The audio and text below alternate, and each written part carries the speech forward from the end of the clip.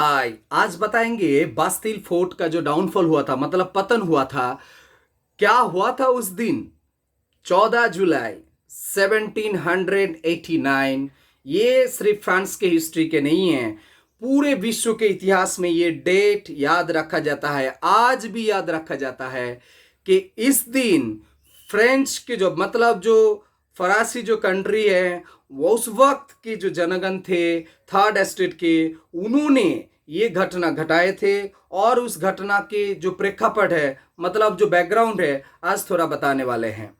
तो बास्तिल क्या है, बास्तिल फोर्ट क्या था, ये पहले बताते हैं। बास्तिल ये था कि उस वक्त जब फ्रेंच रेवोल्यूशंस की जो प्री स्टेज हम लोग बोल सकते हैं कि बुर्बो डायनेस्टी का जब राज चल रहा था, तो बहुत सारे जो फरासी पीपल थे उनको कैद बना के रखा जाता था यहाँ पर। और लेतौर द कैसे जो लॉ उस वक्त प्रचलित हुआ था, उसके चलते, मतलब लेतौर द कैसे आपको शायद पता होगा कि ये लॉ जो बनाया गया था, मतलब वो किसी को भी कुछ भी संदिग्ध समझ के ये उनको यहाँ पर बंदी बनाते थे। तो बहुत सारे फ्रेंच पीपल ऐसे भी थे जिसका कोई अपराध भी नहीं था, लेकिन उनको बंधक बनाया जा रहा था। तो ये इसके ऊपर फ्रेंच के जो उस वक्त के लोग थे, थर्ड एस्टेट के जनगण थे, तो उनके नज़र वहीं पर बना हुआ था कि इसको कैसे तोड़ा जाए। तो ये घटना घटे। तो हम थोड़ा बैकग्राउंड बता देते। 27 जून फ्रेंच जो उस वक्त के हमारे बुर्बो डायनेस्टी के जो राजा थे, लुई द 16, तो उन्होंने मान लिया था कि हेड बाई हेड, माने हेड टू हेड वोट हमको जो मांगे कर रहे थे थर्ड एस्टेट के लोग कि हेड टू हेड वोट डाला जाए, वो मान लिए थे।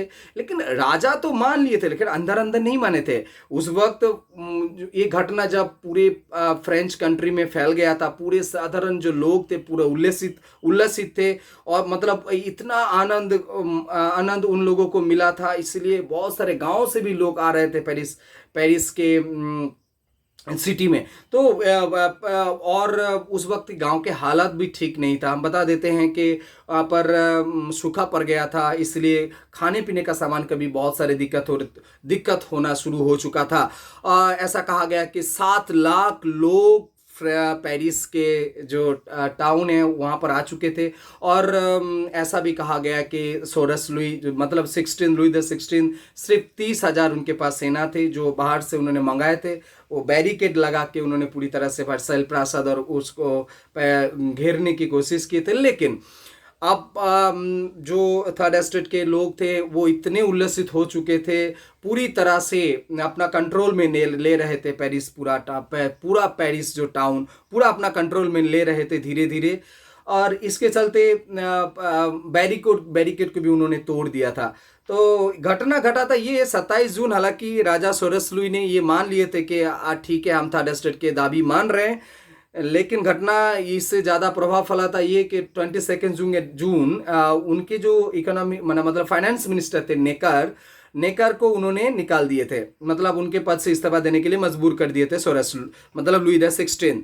तो इसकी वजह यही है कि नेकर जो थे वो फाइनेंस मिनिस्टर बहुत सारे ऐसे प्रस्ताव मतलब लुई द 16 को दिए थे कि जो थर्ड एस्टेट के ऊपर इतनी दबाव हो रहा है तो उसका थोड़ा कम करने के लिए, मतलब टैक्स इम्पोज किया जाए जाजक और अभिजात संप्रदाय के लिए, मतलब फर्स्ट एस्टेट सेकेंड एस्टेट के लिए। तो लेकिन ये सोरस लुई को मंजूर नहीं था, मतलब लुई द 16 को मंजूर नहीं था, जाजक लोगों को मंजूर नहीं था, इसलिए उनको उनके पद से हटाया गया था। बस ये बात जब फैल गई थी, फ्रेंच के जो भी जनरल पीपल थे उनके अंदर ये बातें फैलने के बाद बहुत बुरी तरह से वो लोग भड़क गए थे और वो लोग रास्ते पे उतर चुके थे। तो मतलब कुल मिला के ये बोल सकते कि पूरा जो पेरिस जो सिटी थे वो उस वक्त पूरी तरह से जनरल पीपल के कंट्रोल में आ चुके थे। और घटना घटा ये 1789 14 जुलाई इन्होंने आक्रमण किया बास्तिल फोर्ट। और बास्तिल फोर्ट के उस वक्त के जो हेड थे, मतलब इस जेल के जो हेड थे वहाँ का अंदर का, तो वो थे दुलोन। तो दुलोन को पहले उन लोगों ने हत्या किए और उसके बाद जिन सब बंदी जो बना के रखा गया था उनको छोड़ दिए, उन्होंने मुक्ति दिला दी। और वहाँ पर जो भी अस्त्र शस्त्र थे वहाँ पर लूट लिए। और भी बहुत सारी जगह में अस्त्र शस्त्र जहाँ पर मौजूद था वहाँ पर साधारण जनगण, मतलब थर्ड एस्टेट के लोग उन्होंने अपने हाथों में ले लिए थे। एक तरह से हम लोग बोल सकते हैं इसी के साथ मतलब 789 14 जुलाई ये पूरी तरह से जो बस्तिल फोर्ट है उनको थर्ड स्टेट के जनगण के अंडर में आ चुका था। और इसी के साथ साथ बुर्बो डायनेस्टी का जो कंट्रोल बना हुआ था उसका वो पकड़ वो बंद हो गया था, मतलब पकड़ नहीं रहा। पूरा पेरिस जो सिटीज़ हैं, पेरिस सिटी में पूरा थर्ड स्टेट का पूरा कंट्रोल बन चुका था। और इस वक्त ये भी देखा गया कि जो पेरिस सिटी में अब क्या हुआ, राजा का पावर नहीं रहा तो पेरी जो कम्यून बना, पेरी कम्यून करके एक सेंटर बना, एडमिनिस्ट्रेटिव सेक्शन बना कि जस्ट लाइक आजकल हम लोग जो म्यूनिसिपैलिटी का गठन देखते हैं उस टाइप वो पेरिस में बना था, पेरी कम्यून। तो पेरी कम्यून जैसे पूरे फ्रांस में बातें फैल गई, जब पूरे फ्रांस में पेरी कम्यून टाइप का म्यूनिसिपैलिटी का सेक्शन जैसे सब सिटीज़ में बनने लगा था।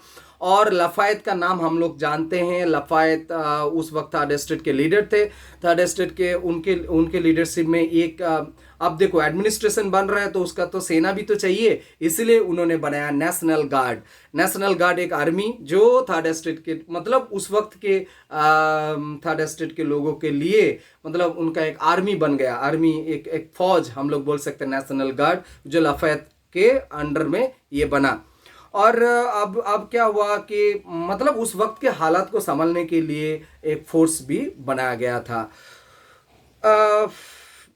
फेमस हिस्टोरियंस एक गुडविन, उनका एक बुक है फ्रेंच रेवोल्यूशंस, ये इनके बारे में बताते हैं इसका इम्पोर्टेंस क्या है। 1789 जो बस्तिल फोर्ट जिसका पतन हुआ था उस पतन का डिस्क्राइब उन्होंने इस तरीके से किए हैं कि ये जो घटना है, ये घटना घटने के बाद सिर्फ फ्रेंच में ही नहीं पूरे विश्व में इसका प्रभाव पड़ा था।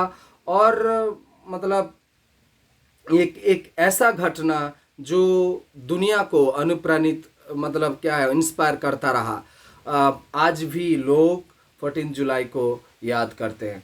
तो आशा करते हैं इसमें थोड़ा बहुत तुम लोगों को समझ में आया होगा। हम लोग 14 जुलाई को क्यों ज़्यादा याद रखते हैं, इसीलिए कि उस वक्त जो किसी भी शासक के विरुद्ध अगर लड़ाई होता है, युद्ध होता है या कुछ भी असंतोष होता है तो 14 जुलाई वो वाला बस्तिल फोर्ट वाला डाउनफॉल ऑफ बस्तिल फोर्ट उसको याद रखा जाता है, क्योंकि वहाँ पर साधारण जनगण का जीत हुआ था, राजतंत्र का पतन हुआ था। ओके, ऐसा करते थोड़ा बहुत समझ में आया होगा तो तुम लोग बुक पढ़ो, जरूर बहुत बहुत नॉलेज तुम लोगों को मिलेगा।